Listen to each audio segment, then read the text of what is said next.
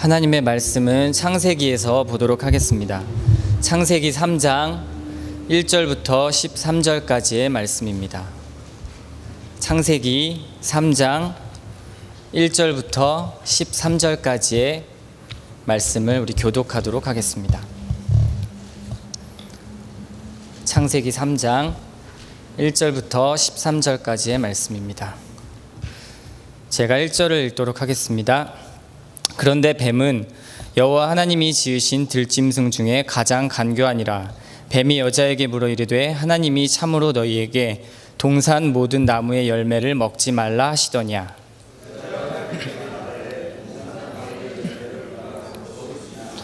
동산 중앙에 있는 나무의 열매는 하나님의 말씀에 너희는 먹지도 말고 만지지도 말라 너희가 죽을까 하노라 하셨느니라. 너희가 그것을 먹는 날에는 너희 눈이 밝아져 하나님과 같이 되어 선악을 알 줄 하나님이 아심이니라.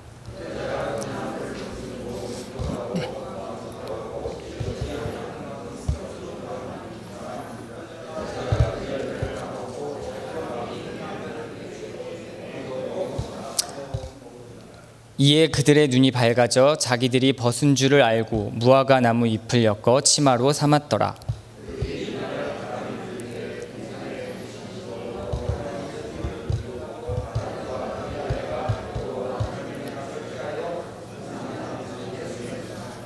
여호와 하나님이 아담을 부르시며 그에게 이르시되 네가 어디 있느냐.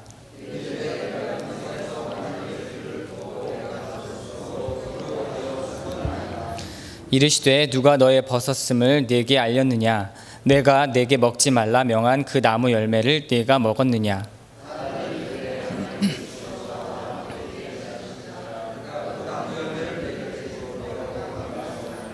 다 같이 읽겠습니다. 여호와 하나님이 여자에게 이르시되 네가 어찌하여 이렇게 하였느냐. 여자가 이르되 뱀이 나를 꿰므로 내가 먹었나이다. 아멘. 의인된 죄인이라는 제목을 가지고 오늘 수요예배 말씀을 선포하도록 하겠습니다. 말씀을 시작하기 전에 여러분에게 이런 질문을 먼저 던지고 시작하려고 합니다. 만약에 여러분이 하나님을 몰랐다면, 그리고 만약에 하나님이 없는 삶을 살았다고 한다면 여러분의 인생은 과연 어떻게 달라졌을까요? 예수를 영접한 때가 오래되었든지 아니면 최근이든지 간에 우리의 인생의 방향은 반드시 많이 달라졌을 것입니다. 저도 만약에 예수를 믿지 않았다면 지금쯤 무엇을 하고 있을까, 어떤 삶을 살았을까 말씀을 준비하며 한번 생각을 해보았습니다. 아마도 제가 원하는 삶, 그리고 내 욕심대로 내 인생을 마음대로 허비를 했을 것입니다. 다른 사람들처럼 물질을 쫓았을 것이고 또 명예를 얻기 위해서 노력했을 것입니다.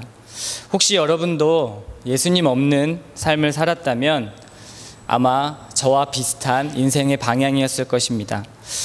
하나님을 믿는 사람의 인생과 하나님을 믿지 않는 사람의 인생, 분명한 차이가 있습니다. 그러나 예수를 영접하고도 아직 전혀 바뀌지 않고 믿지 않는 사람과 같은 방향을 추구한다면, 그렇다면 왜 예수를 믿는지, 그리고 무엇을 믿는지 우리는 깊게 한번 생각을 해봐야 합니다. 제가 학교를 다닐 때 신대원 교수님이 쓰신 책 중에 이런 글귀가 있었습니다. 예수 믿으면 바뀌는 것이 많습니다. 어떤 부분은 서서히 바뀌고 어떤 부분은 오랜 시간에 걸쳐 바뀌어 갑니다. 그중 관점이 바뀌는 것이 가장 중요합니다. 관점이 바뀐다는 말이 과연 무슨 말일까요? 우리의 가치관과 삶의 방향이 완전히 달라진다는 이야기입니다. 관점이 바뀌지 않으면 일평생 예수를 믿고 교회를 다녀도 세상 사람들과 다르지 않는 그러한 삶을 삽니다. 그 책에는 또 이러한 글귀가 있었습니다. 불신자들은 세상적 수단을 통해서 더 나은 생존을 추구하고, 신자들은 교회에서 예수를 수단으로 더 나은 생존을 추구할 뿐이다. 둘 다 썩어지고 더럽고 허무한 세상의 수치와 부끄러움과 멸망의 거품에서 벗어나지 못한다. 이런 글귀였습니다. 지금의 나는 예수님을 만나고 그리고 변화된 인생을 살고 있습니까? 우리의 관점이 세상에서 예수님으로 바뀌었습니까? 예수를 만나기 전과 그리고 만나고 난 뒤에 삶의 변화가 없다면 아마도 그것은 구원의 예수님을 만난 사람이 아니라 역사의 예수님을 만난 사람일 것입니다. 예수님이 약 2000년 전에 이 땅에 메시아로 오셨지만 바리새인들과 서기관들 그리고 예수를 십자가에 못 박으라고 외쳤던 많은 대중들, 그러한 사람들은 예수님을 평범한 그냥 한 인간으로 취급했습니다. 그러나 그를 메시아로 인정하고 믿었던 제자들과 사람들은 그가 살아계신 하나님의 아들이며 그분의 십자가의 죽음이 우리의 죄를 대속하고 영원한 죽음에서 구원하실 것이란 걸 믿었습니다. 이들은 예수님을 구원자, 메시아로 만났습니다. 역사의 인물로 만난 것이 아니라 구원자로 만났던 것입니다. 이렇게 예수를 만났던 사람들은 그들의 환경은 오히려 예수를 믿으면서 더 악화되었지만 오히려 그리스도로 변화된 삶을 살았고 그 삶이 하나님께 영광이 되는 삶이었습니다. 우리는 이들과 같이 예수 그리스도 메시아, 예수 그리스도를 메시아, 구원자로 믿는 사람들입니다. 맞습니까? 그리고 성경 말씀을 통해서 그분을 만나고 경험하면서 점점 우리는 성화되어져 가는 삶을 살아갑니다. 이 성화의 과정을 통해서 우리는 성숙된 신앙인, 다시 말해서 하나님이 원하시는 그 계획과 시나리오 속에 들어가서 그 뜻대로 살아가는 인생을 살아내야 하는 것입니다. 답답한 방주 속에서의 일상이 지루해진 성도들은 밧줄에 묶인 구명 튜브를 허리에 두르고 마치 번지 점프를 하듯이 세상이라는 바다로 하나둘씩 뛰어들어가고 있는 세상입니다. 구원받은 성도는 더 단단해지고 더 강해져야 하는데 견디지 못하고 점점 나약해져 가고 있는 것입니다. 이렇게 신자들이 성화되어가는 과정을 방해하고 또 우리가 예수를 믿고 믿음의 사람으로 살아감을 회방하는 가장 큰 방해물이 무엇인지 한번 생각해 보셨습니까? 개인적으로 내가 무엇 때문에 하나님 앞에 나오기가 가장 어렵습니까? 내가 무엇 때문에 하나님을 만나는 시간을 포기하고 무엇 때문에 예배드리는 것을 게을리하게 되고 그리고 무엇 때문에 기도하지 못하는가? 무엇 때문에 말씀대로 살아가지 못하는가? 한번 생각해 보셨습니까? 이 문제는 굉장히 중요한 문제인데 성경에서도 이 문제 때문에 예수님께서 이 땅에 오신 것입니다. 바로 그것은 죄 때문입니다. 우리는 이 죄의 문제와 늘 싸울 수밖에 없습니다. 순간순간 우리는 말씀에 매여 있지 않으면 이 죄의 유혹에서 한 번도 승리할 수 없고 더 악화되면 그것이 죄라고 인식조차 하지 못하는 세상 사람들과 같은 데까지 이르게 됩니다. 그런데 그 죄의 시작은 바로 교만에서 시작되었습니다. 우리는 그것을 오늘 본문을 통해서 살펴볼 수 있습니다. 하나님이 인간을 지으시고 보시기에 심히 좋았더라 라고 말씀하셨지만 오늘 본문에서 나타나는 아담과 하와의 죄악으로 인해서 우리 인간에게는 죄라는 올무가 씌워졌고 하나님과의 관계는 단절되었습니다. 창세기 2장 16절부터 17절에서 하나님께서는 너는 동산 각종 나무의 열매는 임의로 먹되 선악을 알게 하는 나무의 열매는 먹지 말라. 네가 먹는 날에는 반드시 죽으리라라고 말씀하셨습니다. 그러나 뱀은 하와를 유혹했습니다. 하와는 그것이 하나님이 원하지 않는 일이라는 것을 알았지만 그리고 저주받을 일이라는 것도 알았지만 뱀의 유혹에 넘어가고 말았습니다.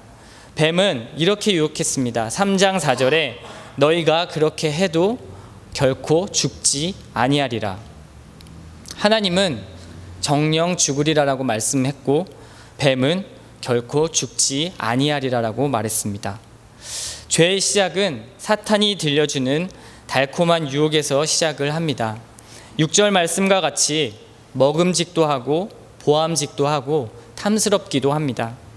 이때 아담과 하와는 천지를 창조하시고 자신을 만드신 하나님을 경험했었고, 그리고 교제했고 천국을 누리던 사람들이었습니다. 그러나 이들에게도 죄의 유혹은 너무나 달콤했고, 결국 인류의 모든 죄가 이들로 인해서 시작되는 큰 비극이 일어났습니다. 결국 정령 죽으리라고 하신 그 말씀의 저주로 인해서 그 순간부터 아담을 통해서 우리 인간의 육의 죽음이 시작되었고, 그리고 영은 하나님과 단절되는 멸망의 길이 시작되었습니다. 선악을 알게 하는 그 열매, 선악과로 불리는 이 열매를 왜 굳이 하나님께서 만드셨을까요? 만약에 선악과를 만드시지 않고 애초부터 그 선악과를 두지 않았다면, 그 나무를 두지 않았다면 아담과 하와가 이런 죄를 범하지 않았을 텐데 라는 궁금증을 가진 성도님들이 많이 계실 것입니다.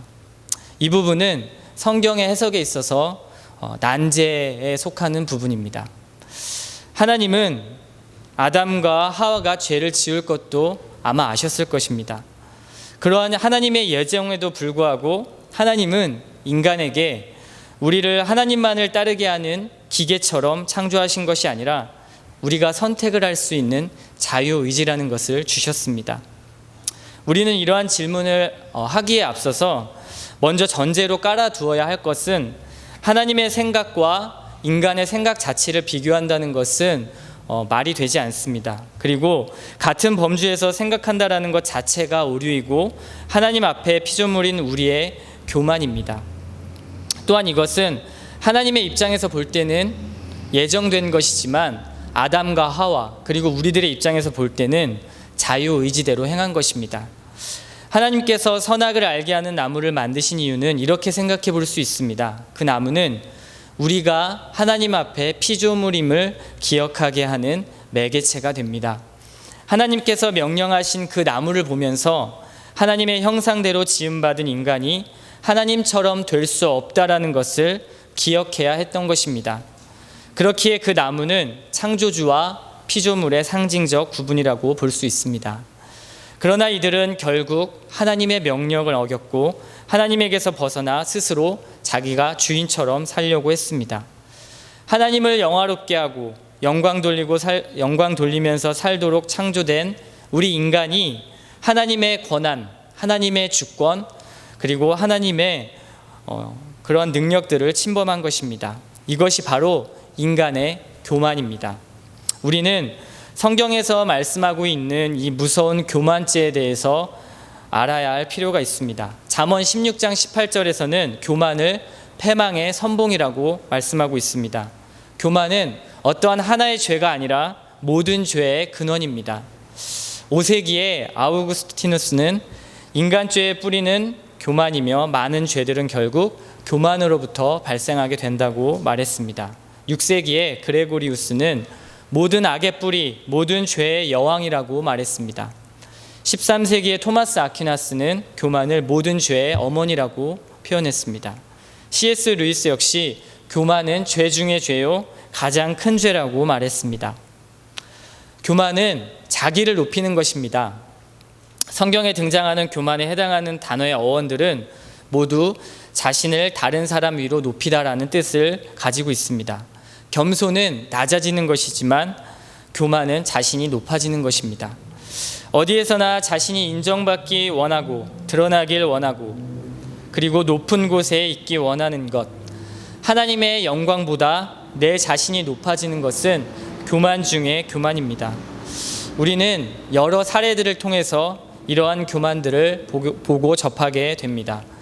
특히 한국의 기독교계를 강타했던 1970년대부터 90년대 부흥 가운데 쓰임받았던 많은 목사님들 그리고 은사자들이 성도들 가운데 군림해서 하나님과 같은 대접을 받기를 원했습니다. 그들은 병든 자를 고치고 기적을 일으켰습니다. 강력한 은사를 통해서 신비한 것을 체험하고 병자들을 낫게 했지만 교만 때문에 하나님이 하신 일을 자기가 한 것으로 착각하고 물질과 연결되어서 무너진 이들이 우리는 한국교회 현재 상황을 통해서 많이 보게 됩니다. 또한 작게는 우리의 삶을 돌아보아도 마찬가지입니다.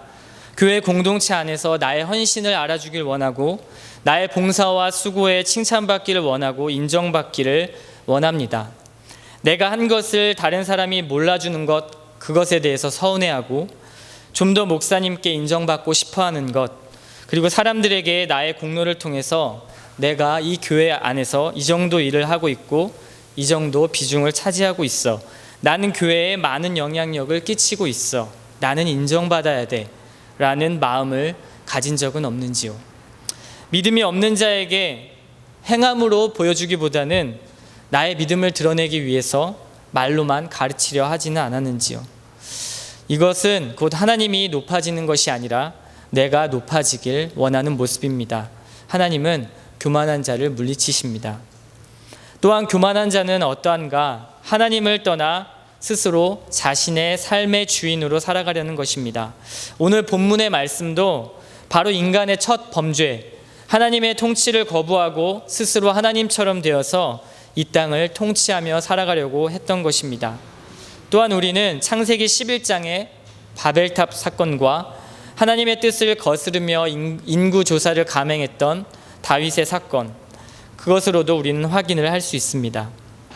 교만은 자신의 근원이신 하나님을 버리고 자기 자신을 근원으로 삼는 것이며, 이는 결국 하나님이 되려고 하는 것과 다름이 없습니다. 하나님이 되려고 한다는 것, 이것은 우리가 신이 된다는 말이 아닙니다. 하나님의 주권을 인정하지 않고 내 마음대로 한다는 것입니다. 우리의 주권을 주장하고 내 생각과 내 환경에 맞추어서 내 삶을 계획해 나가는 것, 그렇게 사는 것, 그것이 곧 교만입니다. 이것은 하나님과 정면으로 맞서는 것과 같습니다. 말 없는 하나님과의 결투, 내 생각대로 할 테니 간섭하지 마세요라는 시위와 같습니다. 우리가 예수를 믿으면서 신앙생활을 하고 있는데 아직도 하나님의 말씀이 기준이 되지 못하고 내 생각과 내 환경의 기준이 되고 있다면 그것이 곧 선악과를 따먹는 아담과 하와와 같습니다. 아직도 주일 예배를 드리는 것과 집에서 휴식을 갖고 또 여행을 가는 것, 그 둘 중에 고민하고 계십니까? 아직도 주일을 지키는 것과 내 비즈니스를 해야 하는 것, 그것 때문에 갈팡질팡하고 있습니까? 내가 주일의 주인이 되어서는 안 됩니다. 저는 율법을 100% 지켜야 된다는 말씀을 드리는 것이 아닙니다. 나의 마음의 중심이 어디를 향하고 있는지를 말씀드리고 있는 겁니다. 내 마음의 중심은 예수님이지만 이번 한 번만은 이해해 주실 거야, 이런 생각 다들 한 번쯤 해보셨을 겁니다. 하나님도 이 상황을 아실 테니까 나를 이해해 주실 거야 라는 생각도 해보셨을 것입니다. 이것은 하나님은 지금 이 문제를 해결해 주실 수 없을 거야 라는 말과 동일합니다.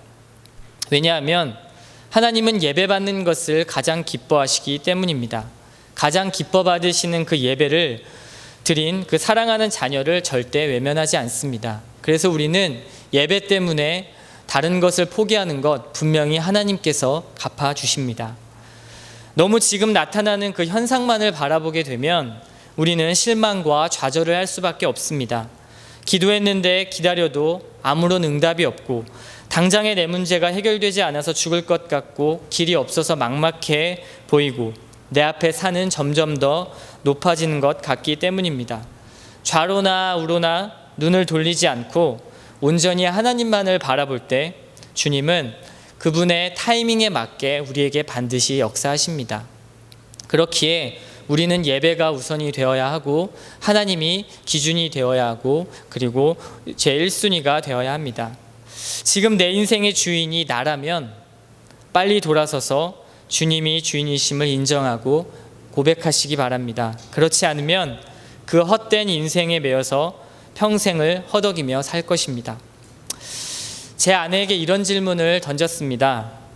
당신은 예수님을 인격적으로 만나고 나서 과연 어떤 변화가 있었습니까? 라는 질문이었습니다. 그랬더니 아내는 이렇게 대답했습니다. 내 안에 있던 욕심을 내려놓게 되었어요. 그리고 내 안에 있던 성취욕까지도요. 이렇게 말을 하는 것이었습니다. 제가 이 말에 공감을 할 수밖에 없었던 것은 아무것도 가진 것 없는 제게 시집을 왔기 때문에 아내의 말을 전적으로 믿을 수 있었습니다. 아내는 욕심을 내려놨고 성취욕을 내려놓았던 것입니다. 내가 내 인생을 쥐려고 하는 그것은 욕심입니다. 하나님은 나를 만드신 이유가 분명히 있습니다.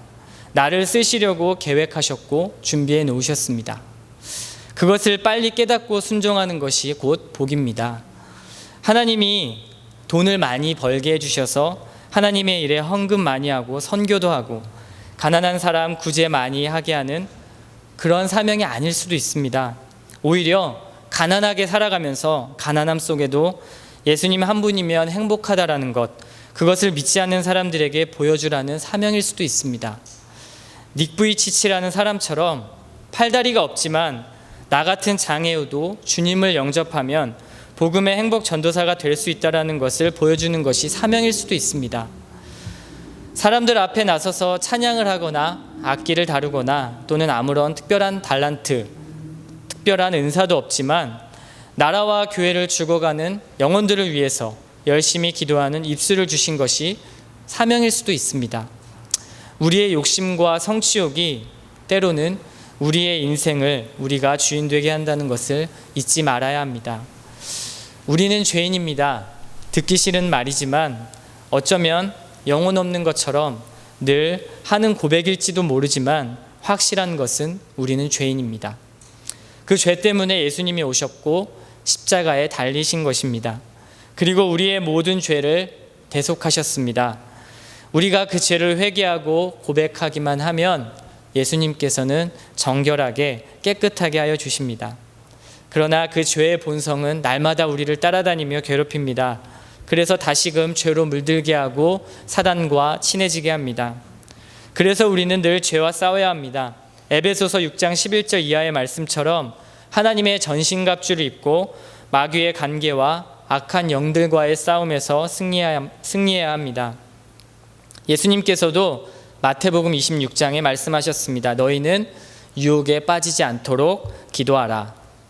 어떠한 유혹입니까? 죄의 유혹과 마귀의 관계입니다. 자꾸만 반복해서 짓게 되는 죄, 자신에게 약한 부분을 위해서 우리는 기도해야 합니다. 예수님의 말씀처럼 우리가 죄와 싸워서 이길 수 있는 방법은 하나님의 말씀과 기도밖에 없습니다. 기도하는 삶과 기도하지 않는 삶은 분명한 차이가 있습니다. 별 차이가 없다고 생각하신다면 아직 삶이 변화될 만큼 충분한 기도를 하지 못했기 때문입니다. 목회를 준비하는 과정에서 영성은 기도의 시간과 비례한다는 말을 저는 많이 듣곤 했습니다. 기도한 만큼 응답받고 기도한 만큼 체험한다는 것입니다. 제가 신대원 1학년 때 기도표와 성경 읽기표를 나눠주면서 한 학기 동안 매일매일 기도한 시간과 성경을 읽은 분량을 체크하는 과제가 있었습니다. 교수님이 1학년 전체가 모이는 과목 시간에 설문조사를 했습니다. 인원은 대략 120명 정도 되었는데 하루에 2시간 이상 기도하는 사람 손들라고 질문을 했을 때 제 기억으로는 단 한 사람도 없었습니다. 1시간 이상은 5명에서 10명 정도가 되었고 30분 이상 기도하는 사람은 그래도 50% 정도 손을 들었습니다. 저도 그 50%의 손을 들었던 기억이 있습니다. 이 시간은 걸어가면서 묵상으로 하는 기도, 마음속으로 생활하면서 하는 기도는 포함되지 않고 전적으로 하나님께 시간을 투자하고 드려서 무릎 꿇는 시간만을 말하는 것이었습니다. 저는 늘 새벽 예배를 마치고 새벽 전도를 했었기 때문에 스스로 기도할 시간이 별로 없다고 제 자신을 합리화했었습니다.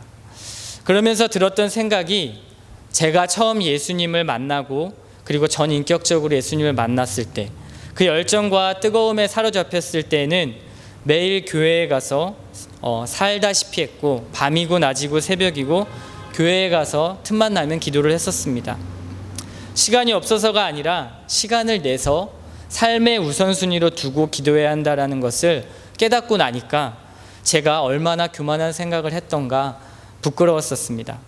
여러분 한번 생각해 보십시오. 지금 기독교는 엄청난 감소 추세에 있고 세상에서는 기독교인들이 개독교인이라고 조롱을 당하는 세대가 되었습니다.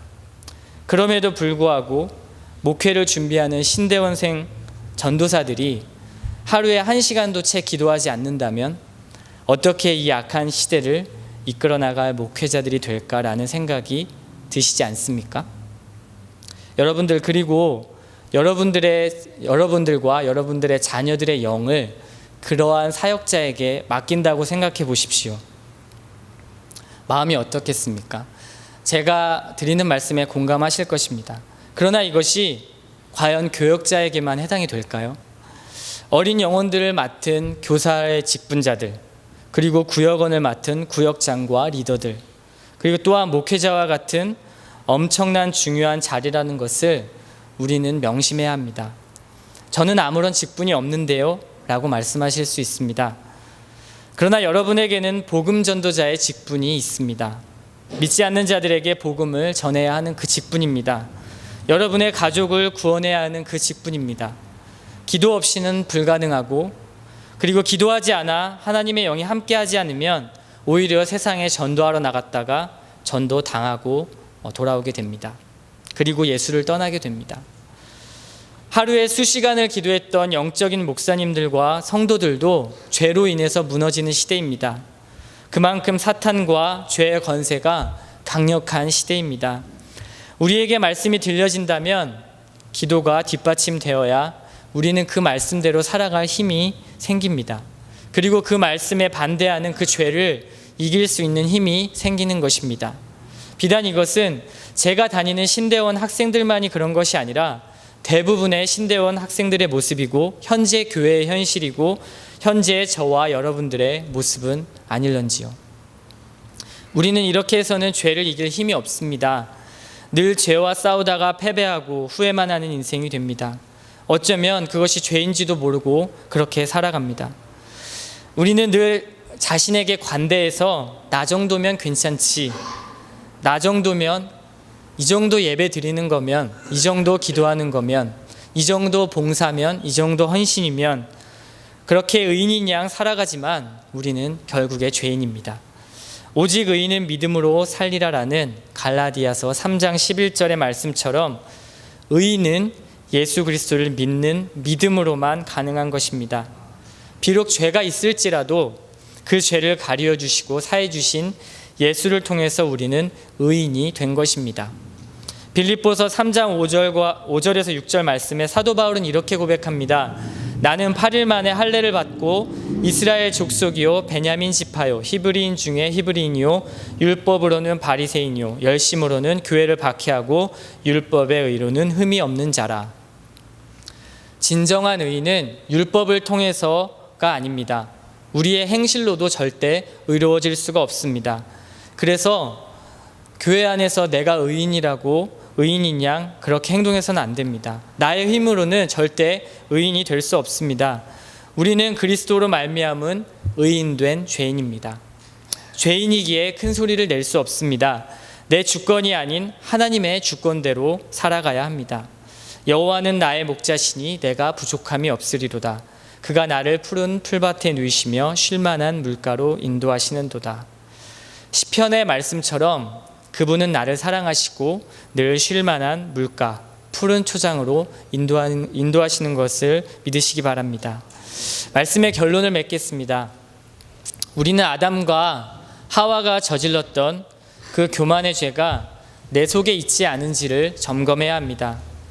이 죄 때문에 십자가에 못 박히신 예수님, 주님 것을 내 것이라고 고집하다가 매일매일을 주님을 십자가에 못 박고 있지는 않는지요. 우리는 의인이며 또한 죄인입니다. 내가 죄인임을 인식하는 것 너무나 중요합니다. 그렇지 못할 때 우리는 내가 인생의 주인이 되는 그 수렁으로 빠져들기 때문입니다. 아담으로 인해서 사형 선고를 받았던 우리를 구원해 주시고 영원한 생명의 길을 얻게 하셨는데 우리가 무엇에 더 욕심을 내겠습니까? 우리는 한순간이라도 주님을 놓치면 넘어질 수밖에 없습니다. 돈, 물질, 명예, 꿈, 사업, 성취, 이보다 더 중요한 것은 우리를 인도하신 하나님의 계획 안에 들어가는 것입니다. 그리고 그 계획에 순종하는 것입니다. 그리고 이 모든 것을 방해하는 가장 큰 장애물, 죄와 싸우는 전투입니다. 여러분은 무엇으로 싸우시겠습니까? 바로 말씀과 기도입니다. 우리의 관점을 바꾼 그 말씀을 표대로 삼고 기도로 무기 삼으셔야 합니다. 이러한 우리의 성도들이 모여서 주의 군대를 이루고 우리는 세상의 죄와 사탄에 맞서야 할 것입니다. 더 구체적으로는 내 하루 순간순간 틈타는 그런 적군과 싸워야 할 것입니다. 우리는 예수의 군사입니다. 싸워서 승리하시고 우리의 죄를 씻어주신 예수님 앞에 다시 손들고 찬양하며 기도하는 삶이 되시길 소망합니다. 우리 이 시간 찬양 하나 하시고 하나님